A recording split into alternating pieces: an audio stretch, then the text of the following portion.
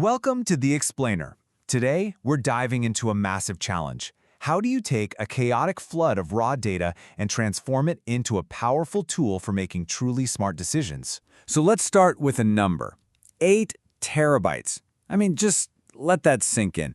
That is a colossal amount of data. To put it in perspective, that's like streaming HD video nonstop for over a year. And here's the kicker. It was 8 terabytes of super important educational data. We're talking attendance, assessments, school infrastructure, all the critical stuff. But it was completely scattered, siloed in different departments. So you see, this wasn't just a storage problem, it was an insights problem. How can you possibly find the patterns when the puzzle pieces are all in different boxes? Right. So how on earth do you tackle a data problem on that scale? Well, you don't just go out and buy a bigger box. No. You build something much, much smarter. You build a data lake. And a data lake is, well, it's pretty much exactly what it sounds like. Imagine this vast, centralized reservoir. And what's so cool about it is, unlike a traditional database, it can hold anything. Structured reports, messy logs, heck, even videos and documents. It takes it all, as is, in its original raw format. And this slide right here, this highlights a fundamental shift in thinking. A traditional database is like a super strict library. Every single book has to be categorized and labeled perfectly before it can even go on a shelf. A data lake, on the other hand, is more like a massive intake warehouse. The philosophy is, get everything in the door. Just bring it all in as is, and we'll figure out how to sort it later when we're actually ready to use it. That flexibility is the real game changer. Okay, so we've got our lake. Awesome. But how do we fill it up? How does all of that scattered data from all those different sources actually make its way into this one central reservoir? The secret sauce is a really clever and secure API. You can think of it like a universal digital mail slot. Any system can come along and post its data, all packaged up nicely in a standard format. It even comes with little labels, an app ID so the system knows who sent the package, and an event name so it knows which virtual folder to put it in. It's just a really elegant way to bring some order to that chaos. And what's really smart about this is that it's not a one-size-fits-all solution. For data that changes all the time, like daily student attendance, a push method makes the most sense. The source just sends updates as they happen. But for stuff that changes less often, like infrastructure records, the lake uses a pull method, just going out and fetching it on a regular schedule. It's all about being efficient. So, the data is in the lake, but right now it's just this vast pool of raw, unrefined information. It's kind of like crude oil. It's full of potential, but it's not usable in its current state. Now comes the most important part. We need to refine it. This refining process happens in 3 distinct stages, and they're named after metals to show how the value and purity increases. We start with raw bronze, then move to pseudo-bronze, and finally, we get to the highly polished silver layer. The first stop, raw bronze, is our landing zone.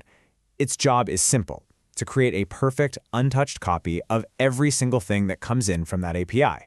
It's an archival layer, a faithful record of the source data.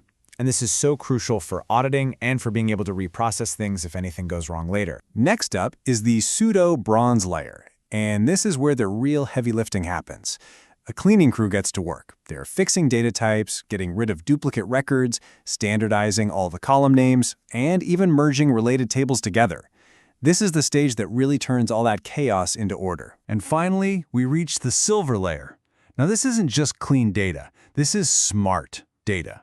The system creates aggregated summaries, it calculates key performance indicators, or KPIs, and it builds these clean, reliable reference tables. This layer becomes the single source of truth for everyone. It is the polished, valuable product that's ready for analysis. So, this is the crucial point, right? We've built this amazing lake, we've refined the data into gleaming silver. Now, how do we get this incredible resource into the hands of the people who actually need it? For the analysts and the decision makers, the path is made incredibly simple. They don't have to navigate all the complexity of the data lake itself. Instead, they connect their visualization tools, like Power BI, to these simplified Athena views.